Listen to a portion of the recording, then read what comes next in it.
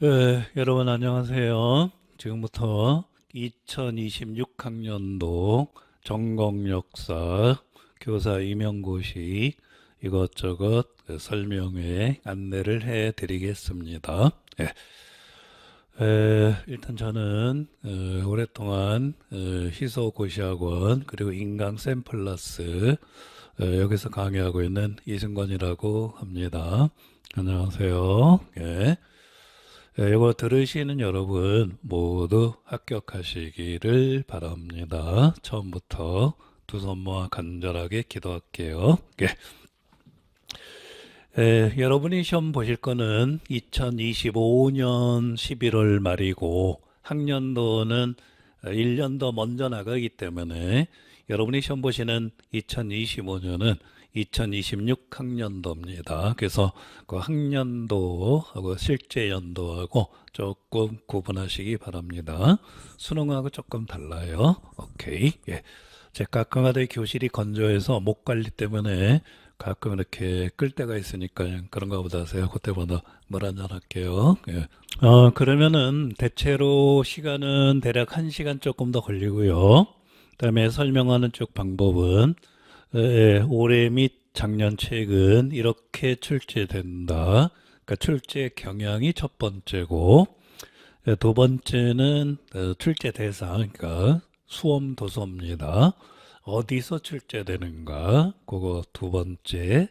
세 번째는 어떻게 공부하면 될 것인가? 그래서 출제 경향, 그다음에 수험 도서, 그다음에 공부 방법, 마지막으로 이제 2025년, 그 26학년도 2025년 1년에 걸친 여러 가지 강의 안내, 대체로 요 네 가지, 뭐 플러스 알파가 있지만은 네 가지 정도 이렇게 설명해 드리겠습니다. 그리고 요 아마 들으시는 분들은 이미 그 홈페이지에 희소고시학원 샘플러스 홈페이지에 등록이 되어 있을 거예요. 거기 들어가서 가이드북 그거 출력해 가지고 보시기 바랍니다. 저도 이게 가이드북 그 최종본 가지고 그렇게 하기 때문에 이제 표지는 없는 거예요. 그래서 제가 보고하는 거는 어쨌든 예비 가이드북이니까 그런가 보다 하시고 여러분도 표지는 아마 다운받지 않을 테니까 뭐 저하고 비슷할 겁니다. 그 쪽수는 1, 2쪽 정도 차이가 날 수 있으니까 그거는 조금 감안하시기 바랍니다. 혹시 안 뽑으신 분들 잠시 이렇게 화면 정지했다가 출력해 가지고 다시 보시기 바랍니다. 뭐 이것저것 볼만한 게 있을 거예요. 자, 그러면 시작합니다. 중간 저기 여러분이 혼자 읽으셔도 되는 거는 혼자 하시고 제가 중간중간 몇 개만 포인트별로 하겠습니다. 일단 여러분이 가이드북으로 15쪽 보시기 바랍니다. 쪽수가 좀 어긋날 수도 있는데 저거는 모집 인원 및 경쟁률 하는 부분이에요. 제가 갖고 있는 최종본은 15쪽이니까 아마 맞을 겁니다. 거기 모집 인원하고 경쟁률이 나오는데 학년도가 25, 24, 23학년도 이렇게 나와 있죠. 대체로 올해 기준, 그러니까 2025학년도 기준으로 보면 두 자리 이상 뽑는 데를 보면 서울, 경기, 인천 쭉 내려와서 충남, 경남, 전북, 전남 등인데요. 그러니까 10명 이상 뽑는데 거기 일반 경쟁률을 보면은 서울이 10.67대 1, 경기가 9.62, 인천이 7.7이고 쭉 내려서 마지막 전남이 7.98이니까 그 위에 이제 뭐 경남은 10.599, 충남은 10.249, 울산은 12.33 그렇게 되죠. 그러니까 대체로 우리 임용고시 전공역사 경쟁률은 대략 10대 1 정도라고 생각하시면 되겠습니다. 겁주는 거 아니에요. 10명 시험 보시면은 1명 정도 합격하신다. 그렇게 보시면 됩니다. 그냥 다 똑같은 1년 조건이니까 열심히 공부하시면 돼요. 대충 경쟁률 아마 2025년, 그러니까 26학년도에도 거의 아마 10대 1 정도 될 겁니다. 오케이. 그래서 보통 그냥 경쟁률은 10대 1이다. 첫 번째 포인트였어요. 대충 출제 현황입니다. 그 다음 하나 더 넘어가면은 25학년도 그 출제 경향이 나와 있어요. 쪽수는 아마 17쪽일 겁니다. 거기 보시면 전공 A, 전공 B가 한 페이지 나오고 둘 다 각각 40점씩 배정받기 때문에 전체 전공은 80점 만점입니다. 다들 알고 계시겠죠? 교육학 20점, 전공 40점, A, B 각각 40, 40 그렇게 돼요. 전체적으로 기평하고 서답형으로 나눠집니다. 기평은 대체로 2점짜리고 서답형은 그냥 4점짜리라고 생각하면 돼요. 그래서 전공 A는 기평이 4개죠. 1, 2, 3, 4가 2점짜리니까. 그럼 나머지 그 4점짜리가 기입이고, 그러니까 12문제 중에 8문제가 되겠죠. 전공 B는 기평이 2개입니다. 대충 그래요. 그리고 뒤에 설명이 나오니까 간단하게 표를 보면 A의 3번 만적이 난 한문이죠. 한문도 나오는데 이따 말씀드리겠지만 한문이 올해는 아주 소박하게 나왔어요. 보통은 2, 3문제 나오는데 각 문제당 줄도 한 4줄, 5줄 돼요.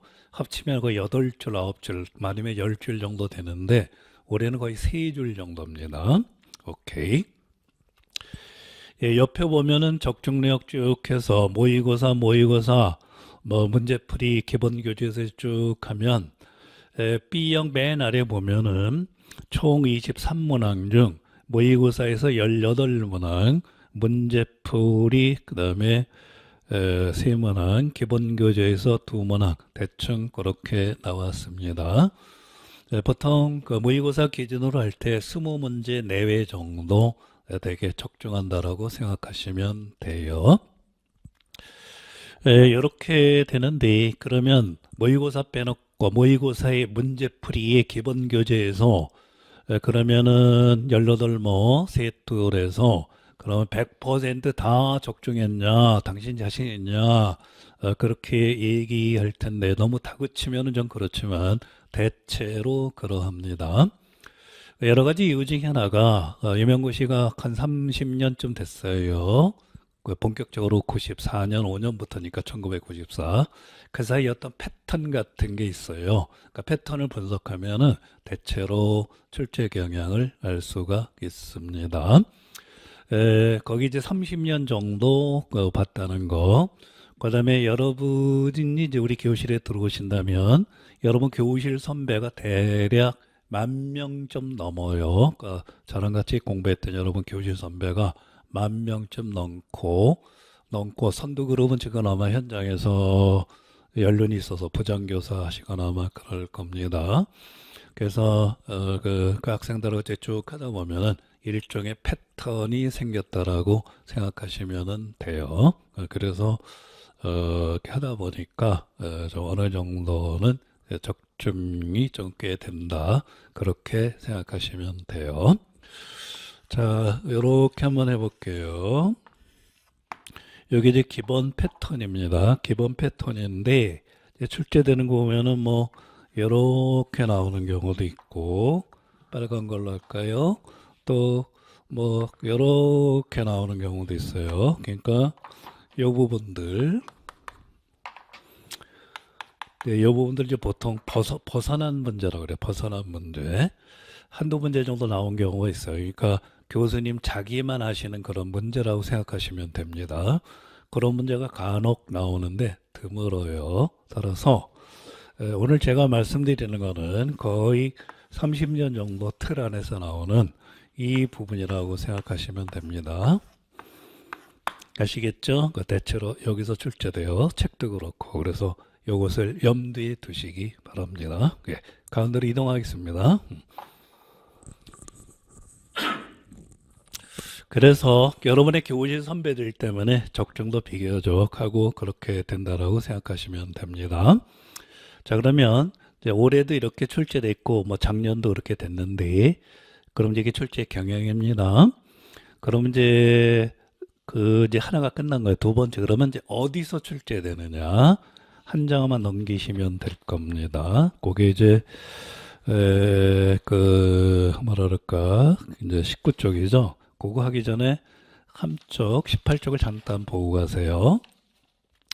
거기 올해 나온 25학년도 기평하고 서술형이 있는데 여러분이 쭉 보시면은 이게 이제 기평은 이제 가로놓기에 이제 말 그대로 단어, 명사로 나가는 거고, 서술형은 이제 뭐 쓰시오. 예를 들어서 뭐 작성 방법의 첫 번째를 보면은 니은을 중심으로 전개된 무역체제의 특징을 서술할 것, 뭐 이렇게 나와 있죠. 그게 보통 그냥 서술형이라 그래요. 그런데 8번 서류형을 보면은 거기 또 가로놓기가 있죠. 기역 등등 해서 사실 이거는 기평, 그 다음에 서술형 별 의미가 없어요. 그래서 그냥 가로놓기 단어로 나오거나 문장으로 나오거나 그렇게 된다라고 하면 됩니다.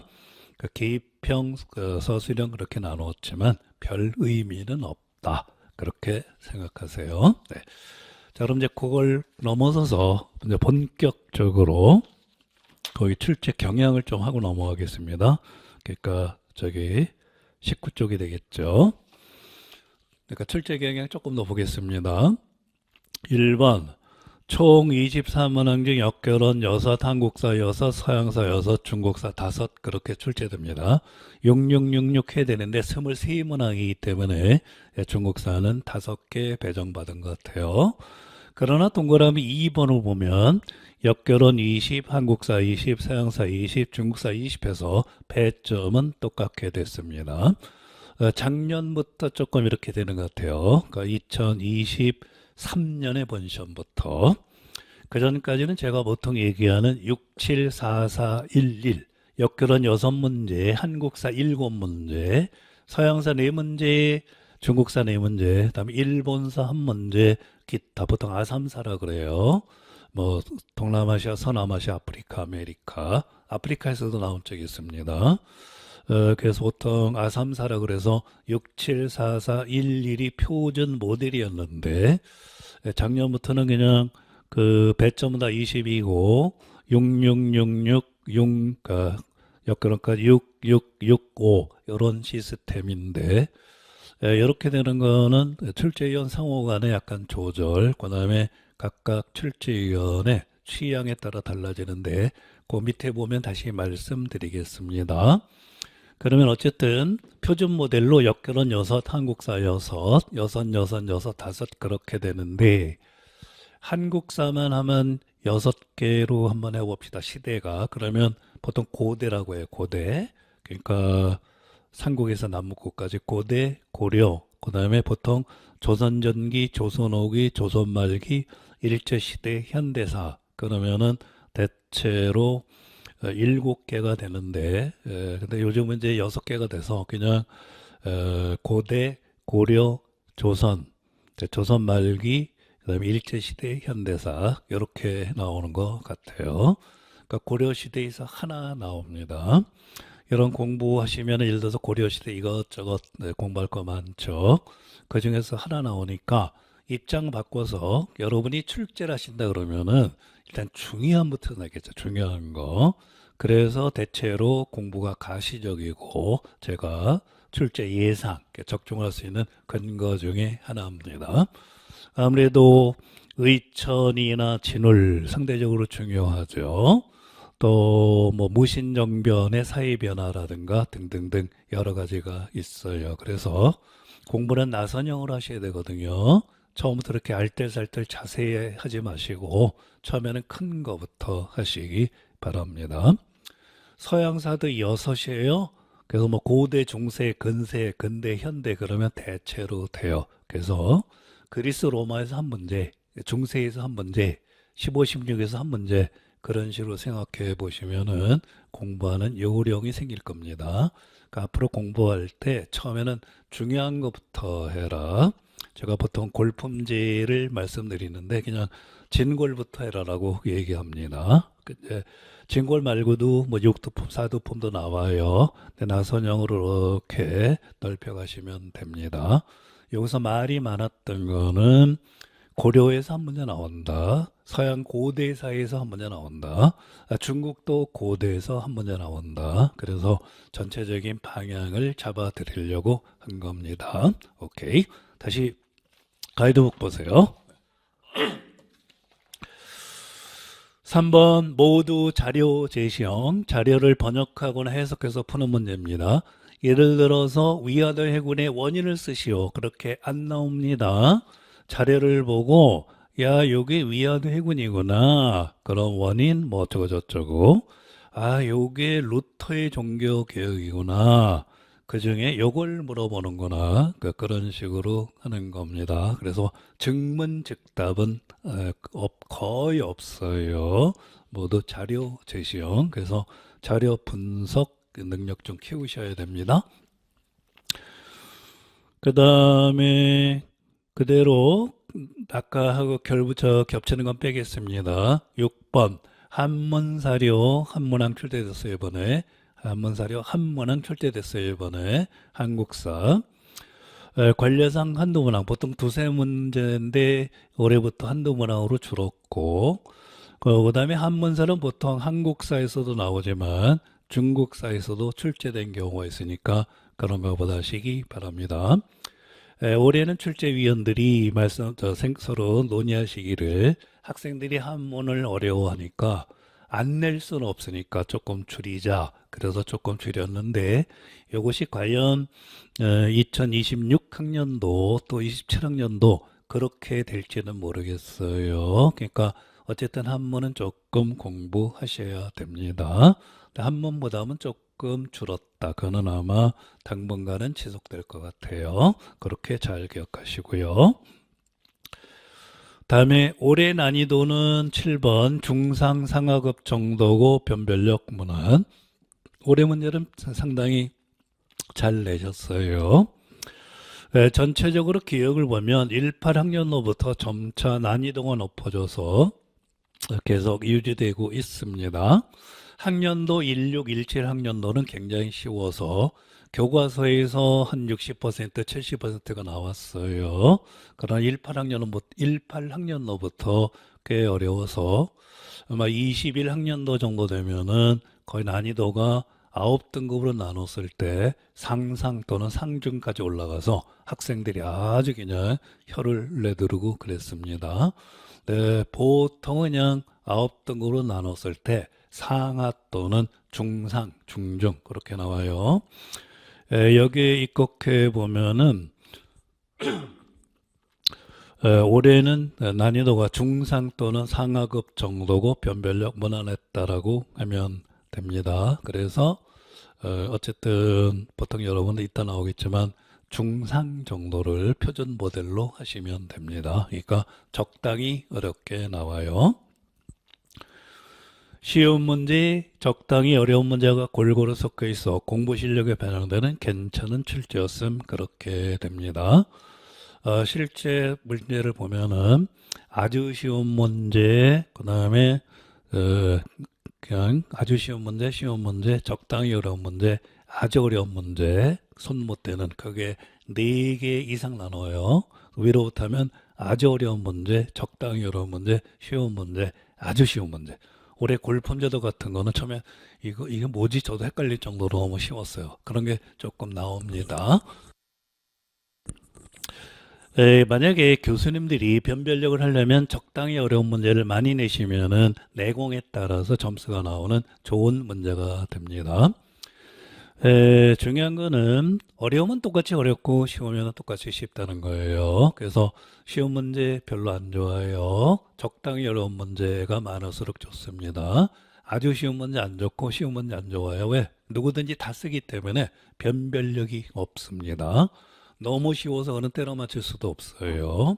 그래서 가장 좋은 거는 적당히 어려운 문제가 많은 거. 그 다음에는 차라리 쉬운 문제보다는 아주 어려운 문제가 좋아요. 내공으로 풀거나 아니면 그건 어떻게 보면 때려 맞출 수도 있죠. 그런데 아주 쉬운 거, 구구단, 3, 3은 9가 나왔다 그러면 그건 때려 맞출 수가 없죠. 그래서 변별력 자체는 아주 어려운 문제니까 너무 쉬운 문제 좋아하지 마세요.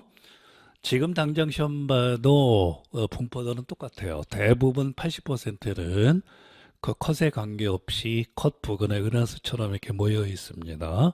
다만 그의 수준에 따라 컷이 올라가거나 내려가거나 그럴 따름이에요. 근데 이제 가장 좋고 여러분한테 좋은 문제는 적당히 어려운 문제다. 그렇게 생각하시기 바랍니다. 예. 자, 그렇게 하고요. 나머지는 이제 제가 아까 체크를 좀 해봤는데 10번으로 오면 되겠습니다. 기역, 동양사는 중국사만 5문항이고 그동안 쭉 나오던 일본사가 최근 2, 3년 동안 안 나오고 있어요.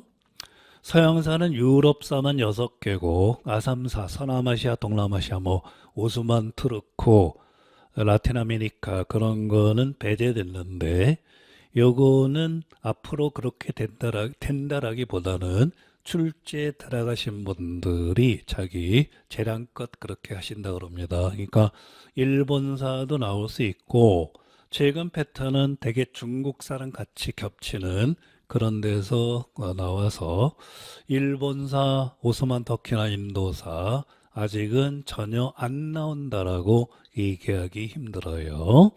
어쨌든 대비는 조금 하시기 바랍니다.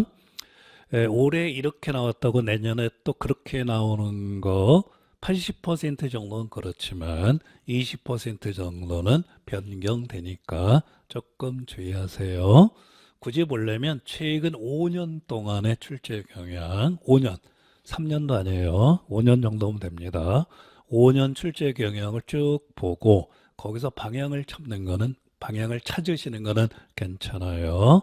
근데 일개 연도만 갖고 하는 거는 조금 곤란해요. 제가 이번에 간접적으로 왜 일본서가 안 나오는가 간접적으로는 출제위원들하고 좀 연결이 되거든요. 간접적으로 답을 받았는데 그 임의로 그랬다 그럽니다. 그러니까 그냥 일본서보다는 나는 중국사 내고 싶다 그래서 아마 중국사를 한 문제 더 내신 것 같아요. 서양사도 마찬가지고 참고하시기 바랍니다. 오케이. 나머지 그냥 10번, 11번, 12번은 여러분이 쭉 보시면 됩니다.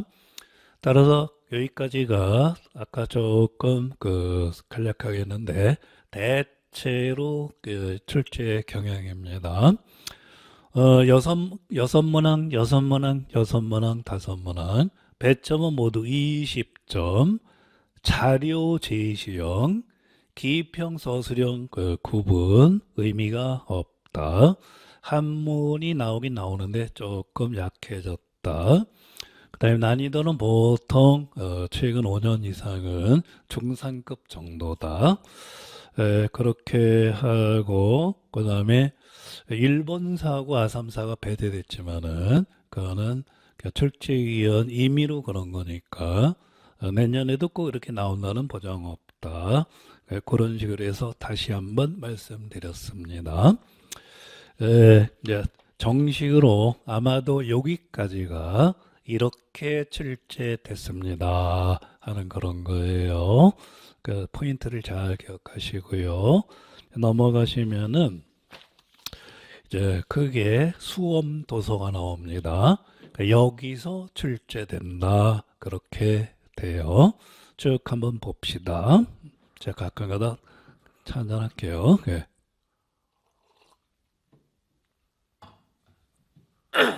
좀 왔다 갔다 할게요. 표시 좀 하셔도 됩니다.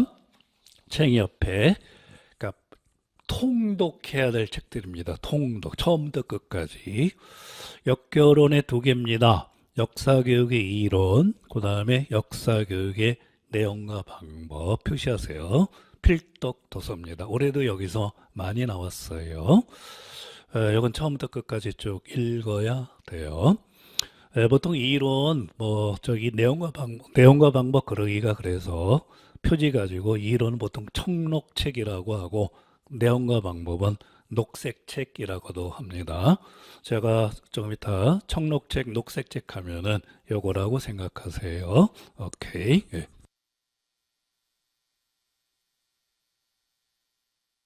다음 한국사도 두 개입니다. 한국사 통론하고 아직까지 한국사의 길잡이 유효해요. 역시 요거 통독 도서입니다. 그래서 한국사 통론은 한통, 한국사 길잡이는 한길이라고 이야기합니다. 아직까지 길잡이 유효해요. 길잡이는 상하로 돼 있으니까 참고하시기 바랍니다. 다음 세계사로 와서 필독도서, 서양사계론 서계라 그러고, 다음에 동양사계론 동계, 그 다음에 한국을 위한 중국사 한중이라고 해서 요거는 3권 정도가 됩니다. 참고로 올해 서양사는 거의 서계에서 나왔어요. 동양사는 거의 동계에서 나왔습니다. 그래서 그렇게 서계, 동계, 한중 되고 쭉 내려와서 서예계사 끝에서 두 번째 일본사, 대한교과서에서 나온 일본사가 제일 무난합니다. 그래서 26학년도에 일본사 뺄라 그러다가 아직은 안 나온다고 단언할 수 없어서 집어넣습니다. 이따도 얘기했지만은 하다가 이렇게 루머 같은 게 돌아요. 올해 여기서 꼭 나온다, 올해 여기서 꼭 안 나온다. 100개 중에 95개는 거의 가짜입니다. 그래서 올해 서양 현대사는 안 나와 그런 담론이 있었는데 나왔어요. 그 위험한 겁니다. 다음에 옛날 교육과정은 안 나와 그런 쪽도 있었거든요. 아니에요. 나옵니다. 전공도 그렇지만 교육학에서도 어느 교육학 선생님이 3, 4년 전에 여기서 안 나와 그래서 나왔어요. 그래서 여러분 이제 공부하는 입장이니까 어서 무슨 소리 아무리 권위 있다 하더라도 단정적으로 하는 말은 조금 걸러서 들으세요. 그래서 마찬가지 일본사가 섞여서 나오거나 올해는 안 나왔지만 일본사 안 나와 힘듭니다. 주의하시기 바랍니다. 자, 그러면 필독도서 이론 내용과 방법 한통 한길 서계 동계 한중 일본사 개수 한번 모셔볼까요? 하나 둘 셋 넷 다섯 여섯 일곱 여덟. 작년까지는 10대 도서였는데 제가 8대 도서로 줄여드렸습니다. 8대 도서. 요거는 머리끝부터 발끝까지 때로 중요한 데는 눈이 아니라 제가 혀로 공부한다 그래요. 이것도 여러분 저기 교실 그 합격 선배 저기 수기에 나오는 거예요. 제가 이 부분은 혀로 공부했습니다 그러더라고요. 그리고 다 합격했죠. 지금 아마 동작 중학교에 있는 걸 알고 있는데 고향은 안동이고 어쨌든 그래서 어떤 부분은 혀로 공부하셔야 돼요. 그래서 요 8대 도서는 처음부터 끝까지 통독하고 요거는 3월에서 6월까지 이따 말씀드리겠지만 3, 4, 5, 6 그 수험도서반에서 저랑 같이 통독합니다. 제가 주로 읽고 요약해 드려요. 그 다음 통독 말고 부분적으로 봐야 되는 게 역교로는 3개 역사교육의 이해, 역사교육과 역사인식, 역사교육 첫걸음 요거는 중요한 것만 부분적으로 프린트해서 같이 수업합니다. 그러니까 통독도서는 아니고 부분도서예요. 오케이. 그러면 한국사에서는 뭐냐? 새로 쓴 한국사 특강, 보통 새특이라고 그래요. 새특.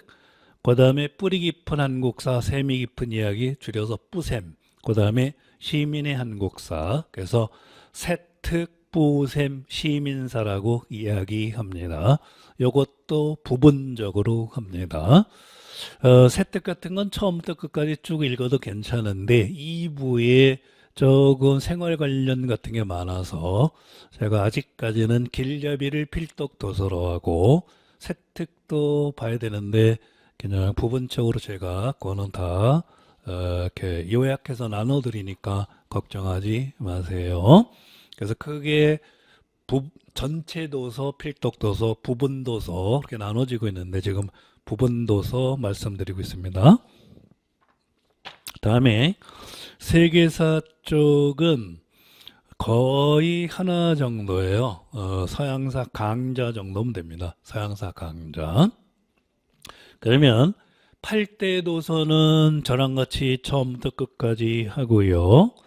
그 다음에 이제 부분적으로 보는 거, 그러면 역사교육 이해, 인식, 첫걸음, 세특, 보셈, 시민의 한국사. 그러면 개수 보면은 부분 도서가 역결은 3개, 한국사 3개, 다음에 세계사는 하나, 그러니까 7개가 되죠. 이 7개 부분 도서는 그 역결혼 같은 경우는 필요한 거는 제가 복사해서 같이 하고 나머지 책은 제가 처음부터 끝까지 중요한 것만 골라서 프린트해서 나눠 드리니까 크게 걱정하지 마세요. 그러니까 대체로 지금까지 말씀드린 8개 플러스 7개니까 15개죠, 일단. 그러니까 15개, 어떤 거는 처음부터 끝까지 혀로 공부하고 어떤 거는 핵심만 집어서 공부하시면 되겠습니다. 그리고 이제 그 추가로 말씀드릴 거는 고등학교 수준에서 한국사 세계에서는 개인적으로 조금 하세요. 여기서 하긴 그러니까 그거는 수능이 되는 거니까. 요즘 근데 한국사하고 세계사가 내용이 조금 적어요. 그래서 대략 10년 전쯤이 좋아요. 가서 이렇게 선배나 중고마트에서 사시기 바랍니다. 그 2012, 13, 14 그때쯤 책이 팩트가 많아요. 정한 내용은 그냥 최근 거 보시든가 그렇게 하시기 바랍니다. 네, 고등학교 거 보세요. 중학교는 너무 소략하고, 네, 고등학교 한국사는 너무 근현대사 위주가 돼가지고 조금 그래요. 커리큘럼상. 그래서 예전 책 보시기 바랍니다. 그러면 요게 15개 정도 도서겠죠. 아까 8개, 7개.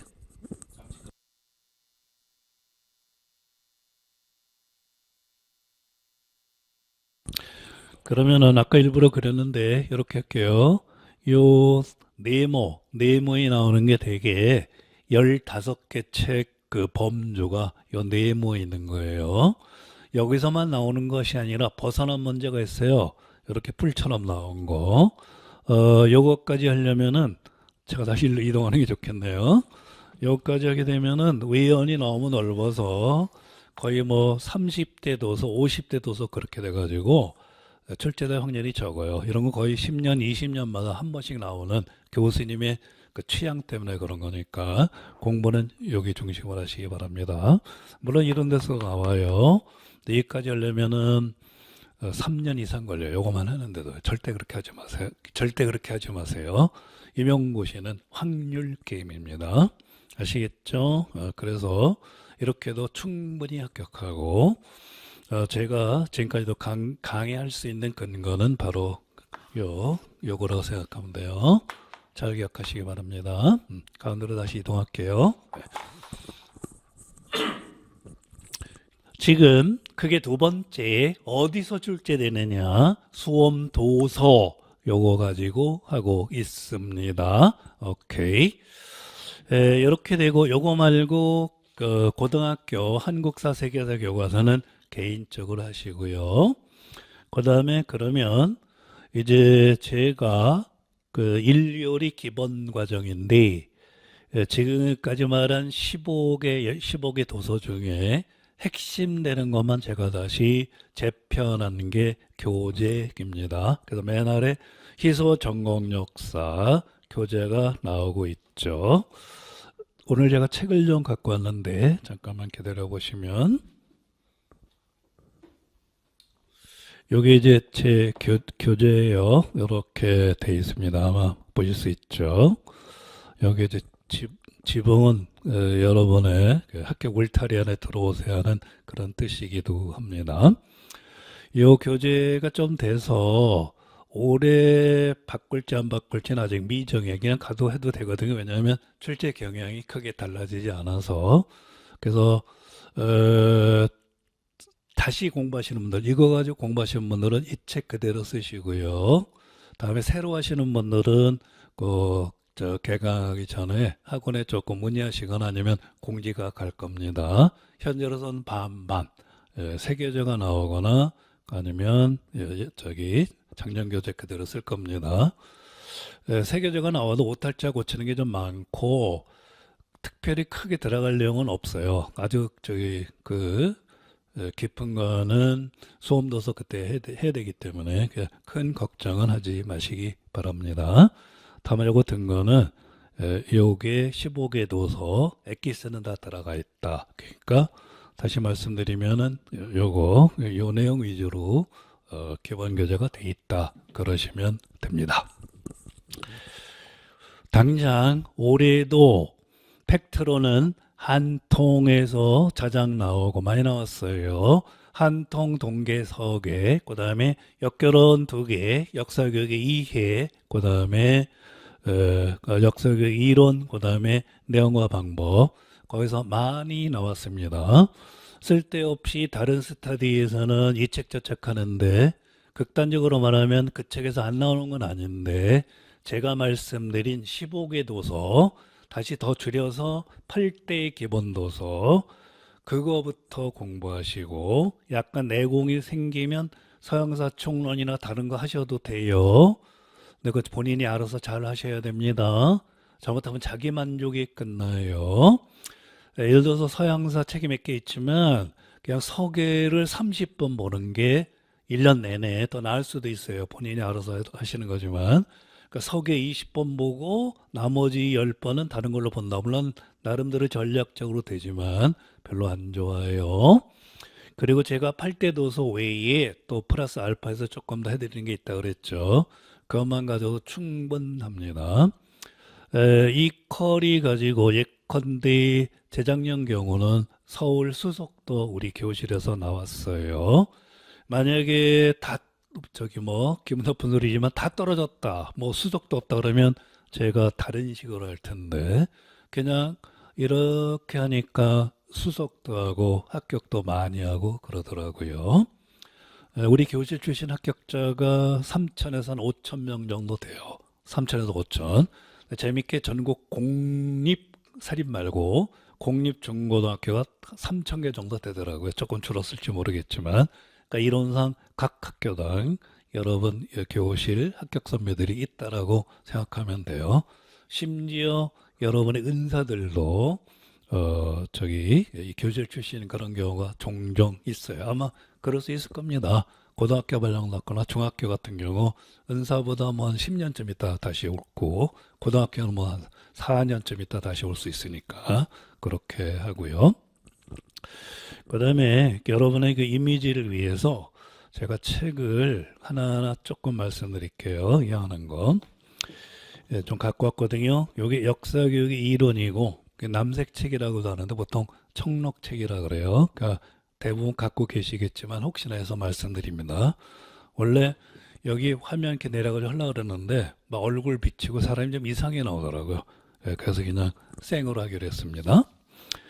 이어서 내용과 방법은 녹색책이에요. 그러니까 역결혼요 2개 가지고 통독하시고 나머지 3개는 제가 부분적으로 해드리니까 걱정하지 마세요. 그래서 요 2개하고 기타 3개, 2회 역사인식 첫걸음 부분적으로 하면은 역결혼은 거의 준비가 됩니다. 하는 김에 몇 개 좀 더 할게요. 네.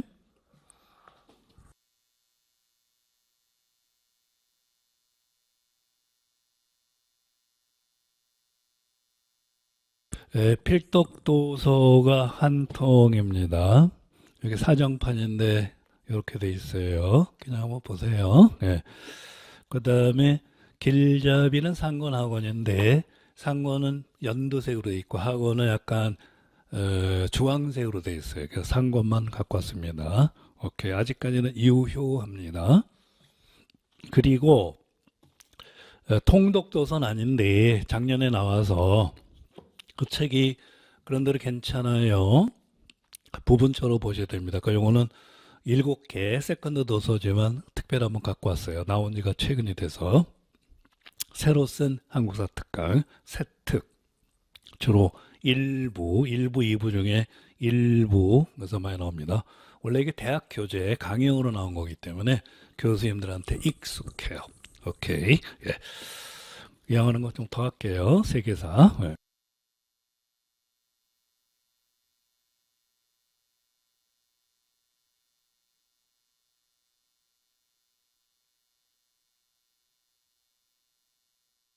일단 서양사 개론입니다. 노력해 돼 있고 저작해서 돌아가셔서 돌아간 지 꽤 돼요. 그래서 개정판 안 나오고 있어요.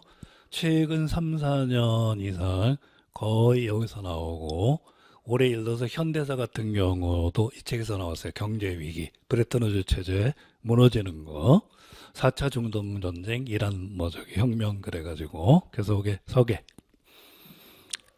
그다음에 요게 나온 지 이제 한 4, 5년 되는 신동계라고 그래요. 그 전까지 몇 개 있는데 여기서도 많이 나옵니다. 예.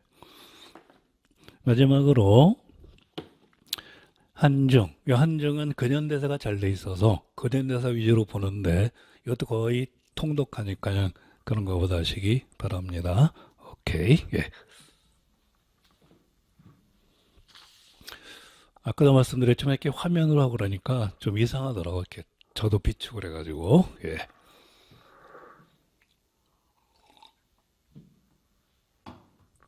자, 이제 그러면은 대체로 여기서 나온다 그렇게 됐죠. 여러분이 만약에 이제 그 강의를 전체적으로 풀코스로 들으신다고 한다면 1, 2월은 기본교재 가지고 저랑 같이 보내시고 기본교재에 15개, 15개 도서의 핵심이 다 들어가 있어요. 그저 1년 동안 계속해서 결국은 이렇게 이렇게도 보고 저렇게도 보고 15개 도서 조금 아까 보여드렸던 거 여러분 걸로 만든다라고 생각하시면 됩니다. 그럼 여기까지가 어디서 출제됐느냐 거기까지 했어요. 기본적으로 8 플러스 7 15개 중심으로 하라. 이거 말고도 나올 수 있고 실제로 나오는데 그는 워낙 광범하기 때문에 확률 게임으로 일단 한쪽에 이렇게 치워놓고 15대 도서 중심으로 잘 보시기 바랍니다. 제발 다른 데 흔들리지 말고 꼭 이거부터 하세요. 한 3년 전에 서양사 개론은 이제 틀려서 안 나와. 서양사 강에서만 나와 그랬는데 아니에요. 그래서 어쨌든 이렇게 단언적으로 하는 거는 일단 저기 듣지 말기 바랍니다. 서계 아직까지도 유효해요. 오케이. 그리고 길잡이도 조금 나온지 되지만 아직까지는 그래도 통사 비슷하게 돼 있어가지고 조금 보시는 게 좋습니다. 네. 다음 이제 세 번째 어떻게 공부하느냐 학습 전략을 조금 보도록 하겠습니다. 여러분 아마 21쪽이 될 거예요. 이것도 역시 제가 넘어가는 거는 그냥 여러분이 혼자서 하셔도 좋고 몇 개만 보시기 바랍니다. 큰 3번에 학습을 단계별로 할 것을 권합니다. 첫 번째 학습 방법이에요. 처음부터 이것저것 하지 마시고 쉬운 거부터 1단계는 고교 교과서예요. 한국사, 동아시아사, 세계사 한번 쭉 보세요. 다음에 2단계가 역교 내용과 방법, 한통, 서계, 동계 그렇게 됩니다. 비교적 읽히는 거예요. 역사 교육의 이론은 조금 까다로워요. 그래서 다음 단계입니다. 나머지 3단계, 4단계는 여러분이 보시면 되고 제가 2단계 중심으로 지금 말씀드리는 거예요. 내용과 방법, 한통, 서계, 동계 그렇게 되는데 요게 이제 곧 올라가거든요. 오늘이 12월 3일이기 때문에 정식으로 아마 다음 주 토요일 날 그 이후로 아마 올라갈 겁니다. 그러면 여러분이 아마 12월에도 열흘 이상 시간이 있고 또 겨울 방학이라고 하면은 1월이니까 그게 대략 2개월 정도 있다라고 합시다. 겨울까지.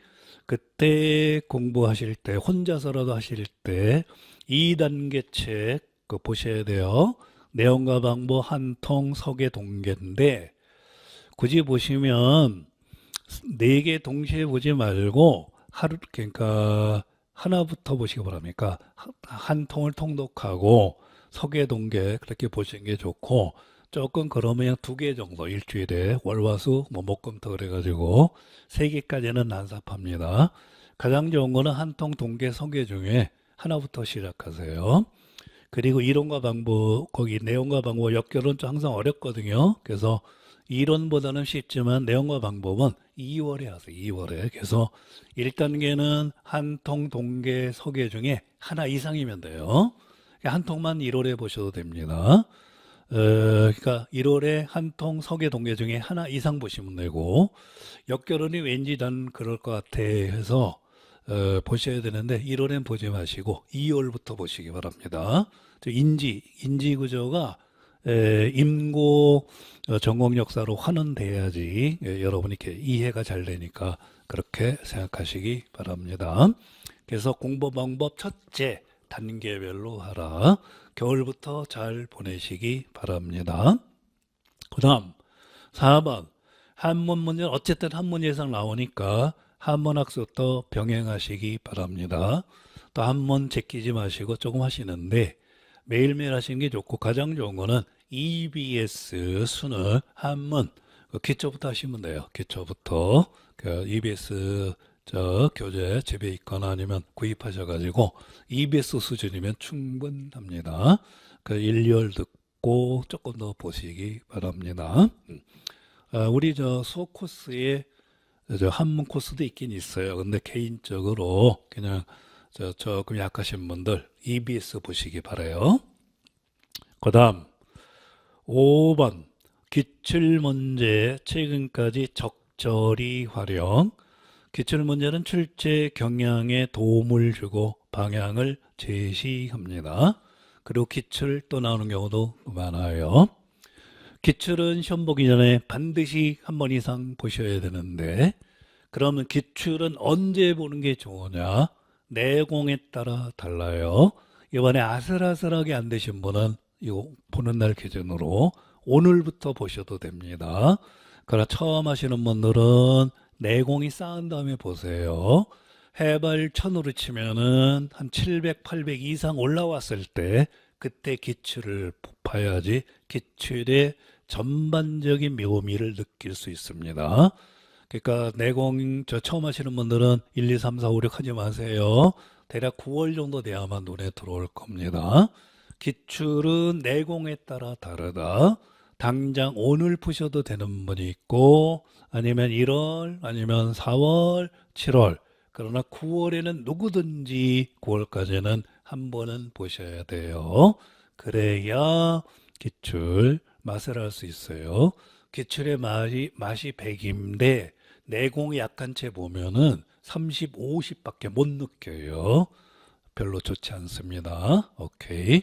그래서 기출은 그렇게 잘 활용하시고 다만 이제 좀 내공이 약하다 하시더라도 공부를 어떻게 하지 좀 헷갈릴 때 그때 그냥 답을 내지 마시고 한 1, 20분 쭉 보세요. 그러면은 방향이 아마 잡히실 겁니다. 오케이. 예. 기출은 그렇게 활용하시고 이어서 6번 난이도는 되게 중상. 그래서 제가 보통 베이스 캠프를 중상에 차리라고 합니다. 그래서 조금 어려우면은 상하, 상중까지 가시고 그 다음에 내려와서 교과서 수준까지 오면은 중상이니까 이제 중중, 중하 정도. 그래서 중상 정도 해발은 7, 800 되겠죠. 거기다 베이스 캠프를 차리시고 위로도 올라가시고 밑으로도 내려오시고 그렇게 하시기 바랍니다. 2016학년도에 몹시 쉽게 나왔거든요. 교과서에서. 그래서 다음에 베이스 캠프를 하상점에 차지신 분들이 절반이 넘는데 그중에 절반 이상이 좀 불합격했어요. 그러니까 바로 그 전해년도 우리 치면 작년이죠. 그거 기준으로 하시면 안 됩니다. 최근 5개년도 그럼 볼 때 대체로 중상 정도의 베이스 캠프를 차리시기 바랍니다. 그래서 그냥 교과서 빼고 한 통 서계 동계부터 시작하시고 우리 8 플러스 7 그 도서가 대략 중상 정도 됩니다. 난이도가 평균. 그렇게 하시고 이어서 7번, 8번인데 7번은 한마디로 체력이고 8번은 한마디로 멘탈입니다.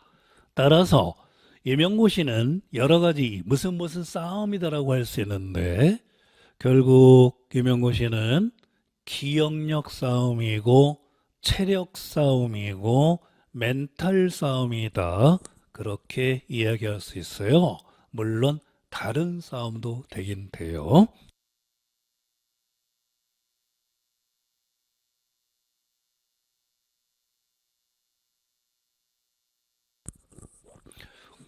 근데 하나만 골라라면 체력이야. 체력이 있어야 기억력이 되살아나고 아무리 머릿속에 컴퓨터 정약용처럼 들어가 있어도 체력이 어느 이상 떨어지면은 생각이 안 나요.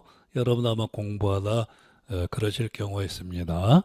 그리고 체력이 약하면 정신력도 약화돼요. 물론 멘탈이 약화되면은 체력도 그렇게 약화되는 경우도 있지만 되게 체력입니다. 그래서 제가 항상 하는 얘기가 체육이 시간표에 들어가야 돼요. 여러분이 대개 일주일 단위로 아마 공부 시간표를 짜실 겁니다. 일주일 단위. 그러면 이제 하루 정도는 쉬셔야 돼요. 그리고 자기 그 몸에 맞게 체육 시간이 있어야 돼요. 저도 시간표에 체육 시간이 있어요. 대체처럼 뭐 등산하거나 스케이트 타거나 걷거나 그런데 저도 오늘 준비를 위해서 그저께 등산 좀 했습니다. 저도. 그래서 여러분 임용고시는 체력 싸움이라 생각하시고 잘 기억하세요. 그래가지고 이 체력 운동은 시험 보기 전날까지 하셔야 됩니다. 그래야 막상 시험 보는 날 자체 체력 굉장히 딸려요. 대개 학생들이 교육학 보고 전공 A까지는 점수가 그런대로 나오는데 전공 B에서 많이 틀려요. 왜? 체력이 갑자기 쭉 떨어져서 그래요. 정식 점심시간도 없거든요. 2시 반 40분대가 끝나기 때문에. 그래서 한마디로 오늘도 제가 딱 하나만 골라라 하면 체력 싸움입니다. 여러 가지 뭐 15대 도선이 뭐 얘기했지만 넘어오는 체력이에요. 여러분 날이 갈수록 체력이 약하니까 멘탈도 약해져요. 그럼 왜 체력 그리고 멘탈을 강조하느냐?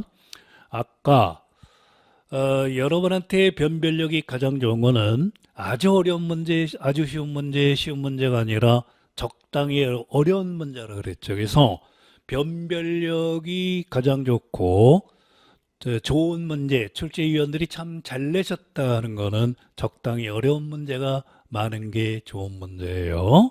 그런데 그건 좋은 문제예요. 변별력 있는 문제입니다. 그런데 당락을 결정하는 거는 뭐냐? 좀 달라요. 그 당락을 결정하는 거는 실수한 문제입니다. 실수. 여러분 제가 시험 보고 나서 좀 이따 이렇게 물어보면은 결국은 몰라서 안 되는 경우는 거의 없어요. 실수 보통 10점 이상씩 해요. 10점 이상. 그러니까 실수 안 하기 싸움이에요. 여러분의 기억력이나 상상력 그런 거는 평균적으로 봐서 비슷해요. 결국 멘탈 체력의 문제입니다. 거의 설명이 끝나가거든요. 한두 개만 더 하면 돼요.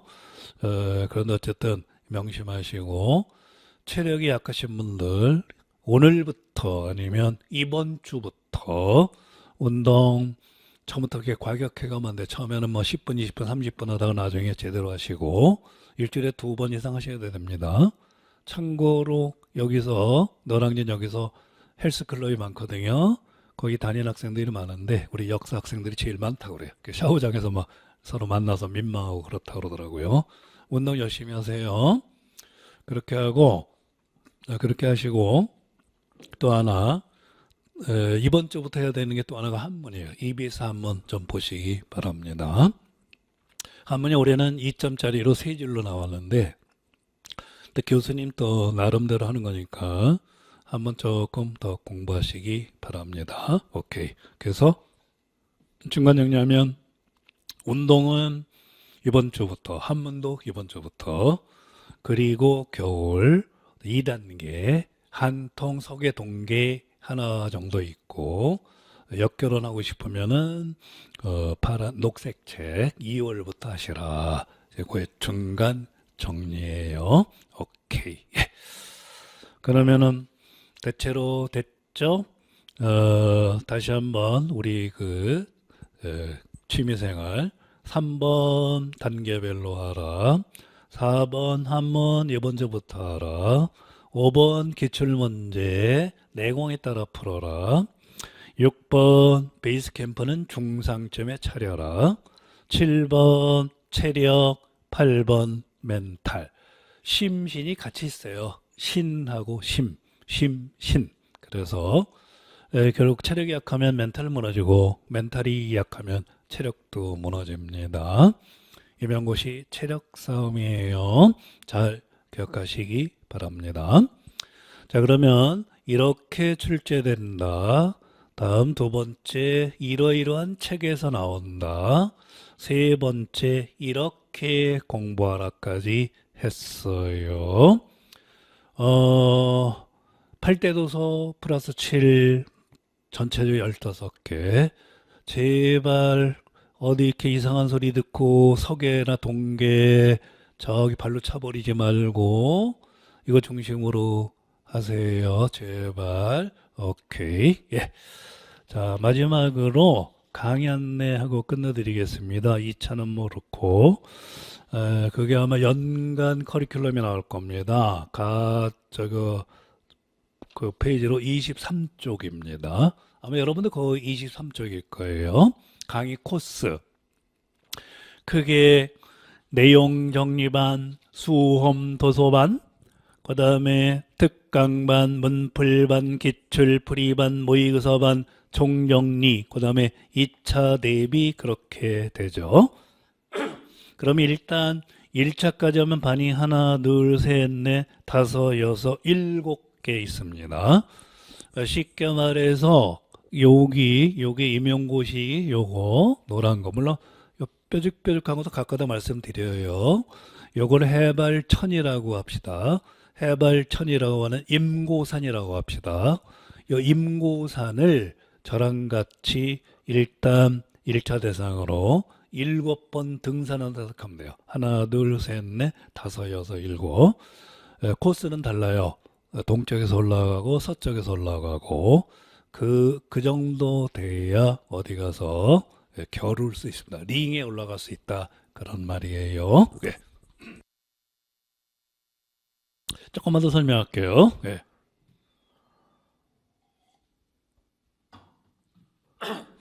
내용 정리반은 기본교재 중심으로 15개 도서를 체계적으로 제가 쭉 하는 거고 1열에 합니다. 직강, 인강 그렇게 되고요.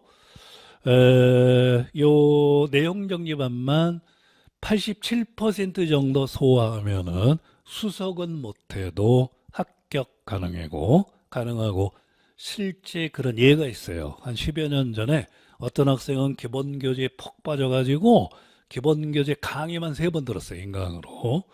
인강으로. 그래가지고 물론 이제 개별적으로 뭐 소개 동의 좀 받겠죠. 근데 강의는 그렇게 들어 이 내용 정리하면 1년에 3번 정도 들었어요.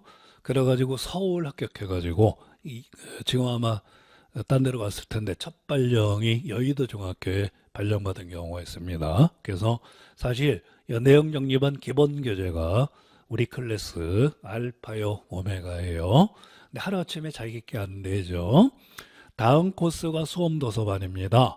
3, 4, 5, 6, 6월이고 여기서 아까 말한 15개 도서를 통독하거나 부분적으로 그러니까 제가 쭉 읽어드려요. 8대 도서는 요 내용은 이렇게 되고 이 중에 핵심 내용은 요거고 시험에 출제되는 거는 요겁니다 해가지고 좀 그렇지만 여러분이 그냥 입만 벌리고 있으시면 돼요. 제가 다 요리해가지고 차려놓고 가시 발라가지고 여러분 입에다가 엄마 제비가 새끼 제비한테 주듯이 이렇게 넣어드려요. 그렇게 할 수밖에 없어요. 지금 시간 관계상 여러 가지로. 그래서 8대 도서는 통독하고 7개 도서 또 몇 개 더 있습니다. 그거는 프린트하거나 요약해서 나눠드리니까 걱정하지 마세요. 그래서 수험 도서반이 이제 2번 오는 거고, 두 번째 특강반은 3, 4, 5, 6 거기 월 4회 정도로 대체로 모의고사 형태로 여러분 그 감각 유지하려고 특강반 운영하고, 여기 이제 실력관리 모의고사인데 요거 말고 자료정리반, 그다음에 역결혼 응용문제반이 있어요. 그거는 그냥 계속 저기 강의한 거는 한 3, 4년 되는데 그거 계속 오픈돼 있으니까 여러분이 나는 자료가 약해 그러면은 자료정리반 선택해서 들으셔도 돼요. 3, 4, 5, 6월에 역결혼 응용문제반. 그리고 올해 하는 거는 4번 3월 말, 4월, 5월, 6월 3, 4, 5, 6 말 마지막 토요일 날 감각 유지를 위해서 실력관리 모의고사를 봅니다. 이렇게 한 다음에 7, 8, 9월 초까지는 문제풀이반이에요. 제가 문제를 쭉 내면은 여러분이 푸시면 됩니다. 문제풀이하고 나면은 전체적으로 쪽수가 2, 300쪽 돼서 여러분 손으로 맞는 게 하나의 단권화처럼 돼요. 여러분이 가장 보물처럼 아끼는 것 중에 하나예요. 수험생들 보면은 시험장에 가면은 이 문제풀이 프린트 가지고 공부하는 분들 상당히 많다고 합니다. 기본 교재 한 30%, 문풀 30%, 기타 뭐 그렇게 되는 것 같아요. 네. 그 다음에 이제 문풀 끝나면은 여러분 내공이 됐기 때문에 기출문제 전 문제를 풀이해 드립니다.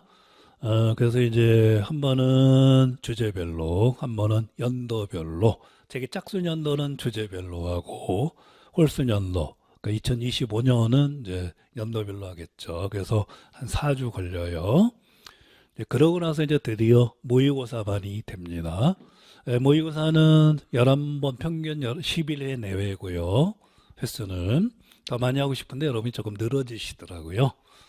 여러분 실력 발휘하는 그런 게 모의고사 반입니다. 실제 상황하고 똑같이.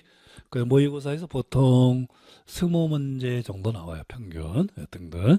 그 20문제 적중할 수 있는 23문제는 다 못 맞춰요. 모의고사에서. 이번에 18문제 정도 나왔죠. 그렇게 하는 거는 자꾸 안 이룬 거예요. 우리 만명통치야. 이쪽 인클로저 운동이라고 그래요. 요 안에서 대체로 나오기 때문에 그렇습니다. 이거 벗어나면은 아마 벗어난 문제 나오면은 전체 꽈락할 수도 있어요. 전체. 대체로 이 안에서 나와요. 오케이. 예. 다음. 그리고 이제 1차 마지막이 총정리 학습반이에요. 한 5일 정도 걸립니다. 되게 기본 교재 위주로 하는데 1년 동안 배운 거, 역결혼 한국사, 세계사, 처음부터 끝까지 쫙 하루에 한 6, 7시간 동안 5일 정도 걸리더라고요. 역결혼 하루, 한국사 이틀, 그다음에 서양사, 중국사 그래가지고 올해도 그렇게 걸리더라고요. 그렇게 해서 여러분의 1차 코스는 되고 이제 총정리만 그거 하신 다음에 한 일주일 정도 공부하다가 시험 보시면 돼요. 그리고 이제 쉬었다가 2차반 하시면 됩니다. 근데 지금 2차반 얘기는 여러분한테 먼 얘기일 거예요. 굳이 말하면은 1차반하고 2차반인데 여러분의 최종 목표는 2차반이기 때문에 만약 이제 2026년 1월부터 시작이면 여러분 끝나는 건 2027년 1월 중순경입니다. 13개월 코스니까 1차 끝나고 이렇게 다운되면 안 돼요. 일주일 정도 쉬었다가 2차 반드시 하셔야 됩니다. 굳이 말하면 1차는 우리 전공 내용을 손으로 쓰는 필답형이고 2차는 말로 하는 거예요. 그러니까 말로 하는 1차 시험이 구수령이 2차예요. 예를 들어서 옛날엔 테크닉만 많은데 지금은 내용도 물어봐요. 그래서 총괄 개념을 제시해 보시오. 나와요. 저 시련에 지도안도 그렇고 그리고 프랑스 혁명을 전개 과정을 쭉 해보시오. 그러니까 그 내용 알아야 됩니다. 그래서 1차하고 2차는 내적으로는 서로 연결돼요. 1차도 내용 지식이 필요하고 2차도 내용 지식이 필요합니다. 다만 1차는 필답, 연필로 쓰는 거고 2차는 말로 하는 거예요. 면접, 2차 면접이 이제 교육학 쪽에 좀 가깝고, 그 면접에서는 전공 역사 안 물어봐요. 일반적으로 물어볼 수가 없죠. 그거는 범교과적이니까. 면접 보는데 뭐 귀지 대첩을 얘기해봐라, 그렇게는 안 합니다. 그런데 지도안이나 시연에는 귀주 대첩과 관련된 조건이 나올 수 있어요. 그렇게 해서 내용 지식은 2차까지도 유효하다, 그렇게 잘 생각하시기 바랍니다. 옛날 과거는 3년에 한 번씩 봤죠. 식년시라고. 다행히 우리는 그래도 1년에 한 번 정도 보니까 1년 동안 여러분이 공부할 때 저랑 같이 한다면 이렇게 코스를 짰고, 자기가 두 번, 세 번 들으시는 분들은 중간부터 합류해도 돼요. 가령 3월부터 들으셔도 좋고, 이 내용 정지반은 처음 하시는 분들이 절반이고 다시 듣는 학생도 절반인데, 처음 하시는 분들은 입문에 가깝고 다시 듣는 재수강하는 분들은 그냥 앉아서 정리한다고 생각하면 돼요. 인류어리 그 쓰디스 마음을 갖고 가만히 있으면 술만 먹기 때문에 제가 이제 잡아두는 그런 경우도 있습니다. 평균 내용 정지반 기준으로 한 두세 번 정도는 들으시는 것 같아요. 내용 정지반 기준으로. 제가 뭐 그렇게 들어라 이렇게 말씀드린 것이 아니라 여러분 이렇게 톡하다 보면은 그런 얘기 하더라고요. 그래서 대학교 3학년 때, 4학년 올라갈 때 듣고 졸업할 때 듣고 한 번 더 듣고, 물론 졸업하면서 되는 그런 경우도 많고 그렇게 돼요. 완타치로. 근데 어쨌든 뭐 좀 시간이 좀 걸리니까 그렇게 됩니다. 오케이. 예. 그러면 이제 전체적으로 이렇게 출제됩니다. 첫째, 이렇게 출제됩니다. 다음 두 번째는 이 책에서 나옵니다. 이 책. 세 번째는 이렇게 공부하세요. 단계별로 체력도 하고, 마지막에는 강의는 이렇게 돼 있으니까 참고하세요. 그렇게 돼 있고, 제가 말씀드린 거 외에 아마 저기 다른데 합격수기 듣고 그럴 테니까 그거는 잘 이렇게 보시기 바랍니다. 그리고 이거 끝까지 안 지웠는데, 작년까지 이거 안 그렸는데 요거 은근히 중요한 거예요. 공부할 때마다 요거 생각하세요. 별. 요거 네모하고, 물론 이렇게 벗어난 문제도 있지만 이거는 변별력이 거의 없어요. 한 문제, 그러니까 맞힌 사람이 한 명도 없는 그런 이상한 문제도 있어요. 이런 거는 신경 안 쓰셔도 됩니다. 가장 좋은 거는 적당히 어려운 문제라 그랬죠. 예전에 지리과가 너무 쉬워서 결국은 다 만점 받아서 교육학이나 다른 걸로 합격이 좌우된 게 있어요. 뭐 나이 뭐 그런 거 있잖아요. 아주 이상하게. 별로 안 좋았어요. 언젠가 한 번은 국어가 너무 어렵게 나와서 컷이 꽈락 그 점수예요. 32점. 482, 32. 그래가지고 재시험 본 적도 있습니다. 오케이. 그래서 혹시 그 문제 시험 보는 당일날 너무 쉽다 어렵다 크게 좌우되지 마세요. 오히려 쉬운 문제가 많을수록 별로 안 좋아요. 내공이 이렇게 반영되지 않으니까. 몹시 어려워서 꽈락갈 수도 있는데 전체 다 꽈락갈 수 있어서 재시험 볼 수 있습니다. 크게 걱정하지 마세요. 난이도는 해마다 조금씩 올라갔다 내려갔다 그래요. 전공 기준으로 컷이 뭐 52점, 57점, 심지어 48점 그런 적도 있어요. 그러나 내리고 올라가지만은 분포 형태는 아까 말씀드린 똑같아요. 쭉 컷이 있으면은 다 거기에 1, 2점 차로 은하수처럼 모여 있습니다. 그래서 쉽고 어려운 문제 크게 걱정하지 마세요. 다시 한번 말씀드리지만 당락을 좌우하는 거는 실수한 문제입니다. 그건 100% 그래요. 오케이. 그렇게 하시고, 나머지는 여러분이 이제 마지막으로 계획을 잘 짜시라 하는 거예요. 일주일 단위로. 우리 전공만 보는 것이 아니라 교육학도 보죠. 교육학도 중요합니다. 거기서 10점 이상 차이 나는 경우도 있어요. 그러면 10점이 전공으로 오면 그건 천문학적 점수예요. 60점대하고 50점대는 차원이 다르죠.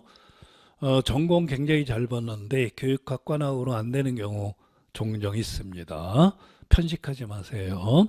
교육과도 공부하셔서 시간표에 그 일주일 단위로 하는데 일주일 7일 동안 내내 공부하신 분은 거의 없습니다. 없어요. 대개 하루 정도는 쉬고 가장 기억나는 학생 송보경이라는 학생인데 가령 오늘 오후에 쉬고 내일 오전 그렇게 일주일 하루죠. 그렇게 쉬는 경우도 있더라고요.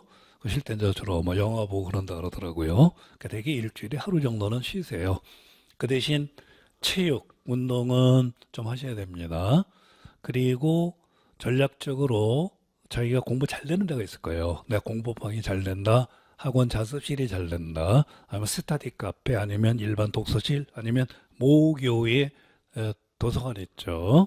공부 잘 되는 데 가서 이렇게 잘 해서 1점이라도 더 나올 수 있는데 그렇게 하시고 그 다음에 여러분 중에는 아마 학원에 강의하거나 또 기간자거나 그래서 말 그대로 일하시면서 공부하시는 분들 계실 거예요.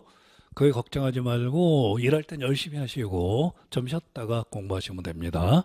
단 주의할 거 일하고 휴식하고 공부 이렇게 돼요. 일한 다음에 공부 안 됩니다. 이틀 강의하면은 하루 정도 쉬어야 돼요. 그 학생들 가르치는 게 만만하지 않죠. 그 시간표 짤 때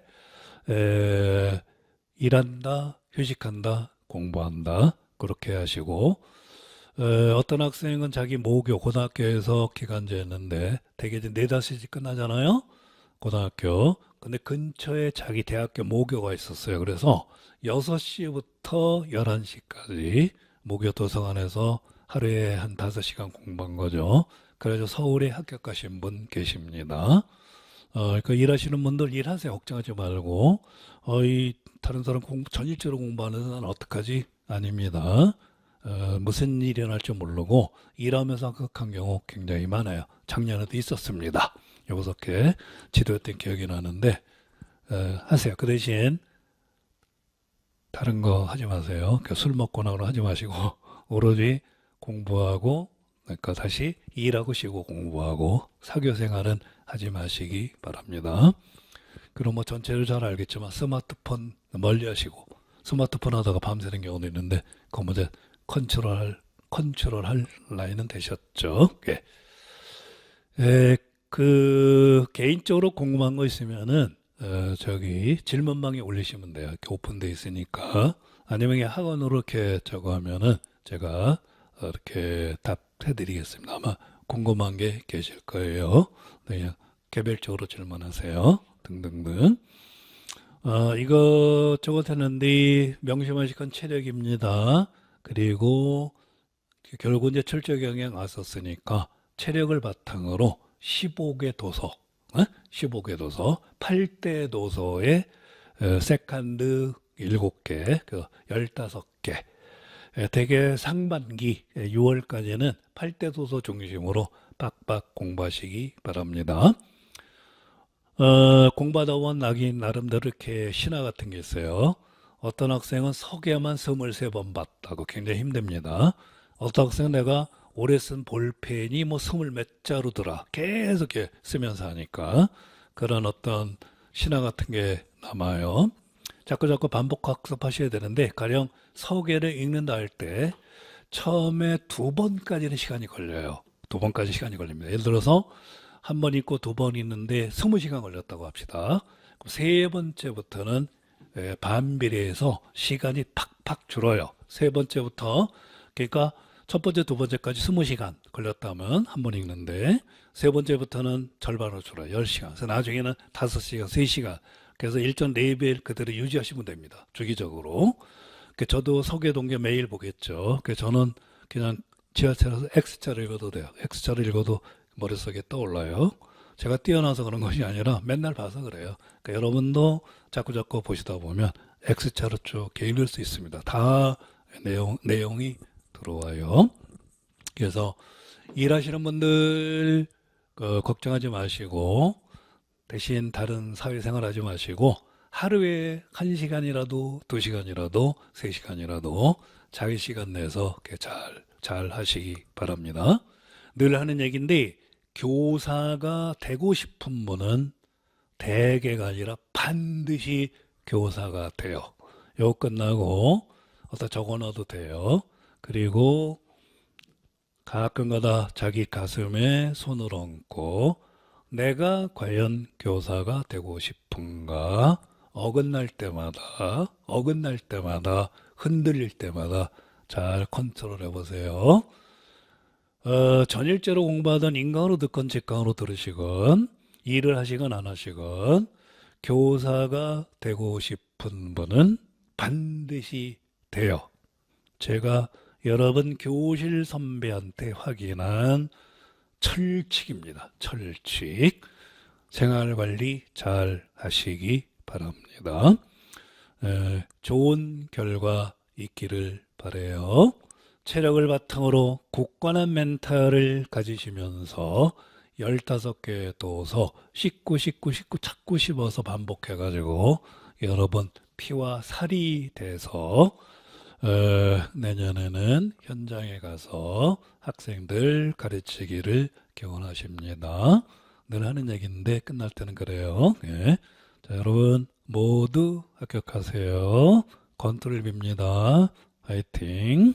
수고하셨습니다.